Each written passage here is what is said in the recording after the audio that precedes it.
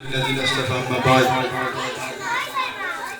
رب করিমের দরবারে লাখো কোটি শুকরিয়া যে মাসব্যাপী কোরআন শিক্ষা পরীক্ষার পরে আমরা আবারও একত্রিত হতে পেরেছি এজন্য শুকরিয়া আদায় করি আলহামদুলিল্লাহ। আজকে যারা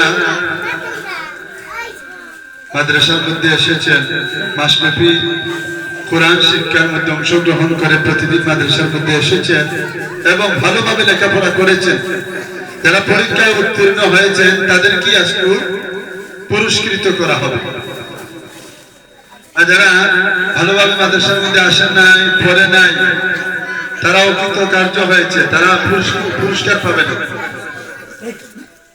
সেজন্য যে কোনো প্রতিষ্ঠানে পড়ি না কেন আমি নিয়ত সহি করে শিকার উদ্দেশ্যে পড়ব এবং হুজুরদের আদেশ নিষেধ মেনে চলার চেষ্টা করব।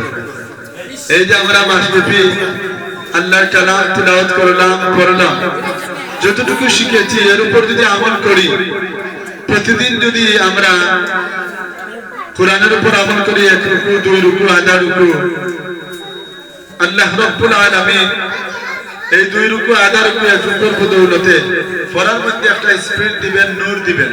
সেজন্য আমরা শুধু রমজানুল মুবারক মাসের মধ্যে তেলাওয়াত করলেই চলবে না, রমজান ছাড়া আরো ভিন্ন ভিন্ন মাস রয়েছে, সেই ভিন্ন ভিন্ন মাসের মধ্যে আমরা আল্লাহর কালামকে তিলাওয়াত করব তো ইনশাআল্লাহ।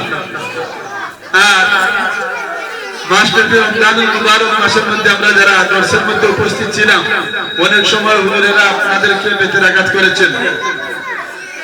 তা আপনাদের সুবিধার জন্য যারা মেনে নিয়েছে তারাই কামিয়াবি হয়ে গেছে, যারা মেনে নেয় নাই তারা নাকাম, দুনিয়াতেও নাকাম, আখিরাতেও নাকাম থাকবে। সেজন্য ইলম অর্জন করতে হলে 6টা জিনিস লাগে। কবি বলেন ইলমের আহর কিনে আগে জানা বাসের শেষ কসর ফেলসে ওয়াফির ফাহমে কামিল জমা খাতির কুল্লে হাল খিদমত উস্তাদ ভাইয়ের হামসা বগিরি মুদাম লফজরা তাহকিক গারে তাশিয়ে মর্দে কামাল।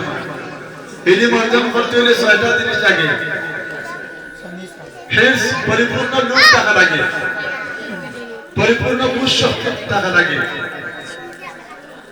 পড়ার প্রতি লোক আসলে যে সব একটা যাইব, দিদিটা যাই কি আমার উদুর হয়ে গেছে ছুটি দিব কি আমি মিস করতাম না, এই সমস্ত মনোভাব লইয়া যারা ক্লাস করতে পারবো তারা দুনিয়াতেও সাকসেসফুল হইব, আখিরাতেও সাকসেসফুল।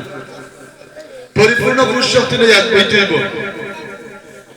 এখানে জমা হইয়া বইতে হইব, একটা পারে না একজনে আরেকজনকে জিকাইতে হইব, এই সমস্ত জিকাইয়া ইলম অর্জন করতে হইব। খেদমতে উস্তাদে ভাইয়ের হামসা বগিরি মুদাম, উস্তাদের খেদমত করা লাগবে। উস্তাদ ছোট হোকা বড় হোকা, নুরানি হোকা, জমাতের ক্লাসও পড়া হোকা, তুমি নিজেরা নিজে হামসে পড়া কোন তুমি 10ম শ্রেণীর পড়ার লাগি তুমি আব্দুল্লাহ হামিদ উস্তাদের লগে মাথাইতে হইতো না, ইলম থেকে মাহরুম থাকি দিবা। আর ইলম থেকে যদি মাহরুম থাকো, কোন উস্তাদের বুদ্ধি তোমার প্রতি থাকে, জওয়ান অবস্থায় তুমি উষ্টা বিষ্টা খাইয়া পড়ে দিবা। অর্থাৎ দুনিয়া ও আখিরাতে চলাফেরা জিল্লতির মধ্যে তোমার কাটবো। জিল্লতি থেকে যদি তুমি হেফাজতে থাকতে চাও, উস্তাদ হতে তুমি সম্মান করতে হবে। তোমার মনে মানো অথবা না মানো, তুমি সম্মান করতে হবে। উস্তাদে কইছেন তুমি 9টার সময় থাকতে হবে মাদ্রাসাতে উপস্থিত, তুমি গেলে 9টার সময় ক্লাস না হইলে উপরে ক্লাস হইয়া বাড়ছাইলা, এটা এক ধরনের বিয়াদবি। এই সমস্ত যারা করছো রমজানুল মুবারক মাসের মধ্যে তারা তওবা করতে হইবা। কারণ উস্তাদ বলতে ঘুম পালাইয়া সমস্ত কিছু পালাইয়া তোমারে মস্ত করাইবার দায় মাদ্রাসার মধ্যে উপস্থিত থাকছেন, কিন্তু তুমি উপস্থিত না থাকিয়া তুমি ভিন্ন ক্লাসের মধ্যে বইয়া সময়টা কাটাইলা, এটার জবাব তুমি দিতে হইবা। কারণ মা বাপরে তুমি কইয়া আইছো পড়তে, তুমি কেন্দ্রের মধ্যে না পড়িয়া আইয়া অন্য ক্লাসের মধ্যে সময়টা কাটাইলা, এটা তোমার লাগি কাম্য হইছে না। সেজন্য আমরা উস্তাদের খেদমত করমু এবং সবকের মধ্যে উপস্থিত থাকমু। যেটা পারি না শব্দে শব্দে অন্যজনকে দিকাইয়া আমরা এই জিনিসটা হল করার চেষ্টা করবো। যদি এই সমস্ত জিনিস করতে পারো তাহলে এই সমস্ত ছাত্র ছাত্রী এখন কোনোদিন বেইজ্জত হইত না। আমরা এই যে গত কিছুদিন আগে কয়েকটা ছাত্ররে আমি উল্টা করো তারা দেখা যায় যে তারার উপরে কষ্ট হইতে মনে করিয়া না বুঝ না খাদ্দার বান করিয়া তারা যায় না। তুমি লাগান যাও কি আল্লাহর রহমত তোমার দিকে না আইয়া ওই রকম তোমার তাকে রহমতটা যাইব কি। সেজন্য মাদ্রাসার কাম যারা করব একমাত্র আল্লাহরে খুশি করার উদ্দেশ্যে আমরাও যারা পড়ছেন হুজুরারা হইছেন যারা লেখাপড়া করছেন তারা হুজুরগত তারা লেখান করছেন লেখান চলছেন বিদায় আজকে তারা এই পর্যায়ের মধ্যে উপস্থিত হইতে পারছে। তুমি কইলা আসরের বাদে করতে কি আইবা, আসর বাদে তুমি মাগরিব বাদে মা বাপরে নালিশ করলা না আজকে যাইতাম না, এই চিন্তা করলা পড়ালেখার ক্ষতি কার হইল তোমার না আমার, তোমার হইল উস্তাদের মনের মধ্যে কষ্ট গেল কি। আর উস্তাদে যদি দিন থেকে দোয়া না করে তুমি এ প্লাস বিএ 5 পাও না কেন খামাইতো না। তুমি দুনিয়ার আনাতে খানাতে কোনো খানো যাও না কেন বেজ্জত হয়ে যাবে। এর লাগি উস্তাদ হকদের আমরা ইহতিরাম করতাম। খেদমত মানে শুধু পাউটি পানি আর কাপড় দেওয়া আর জুতা ঠিক করার নাম খেদমত না। উস্তাদের কথা শোনা যেটা কই উঠু খেদমত।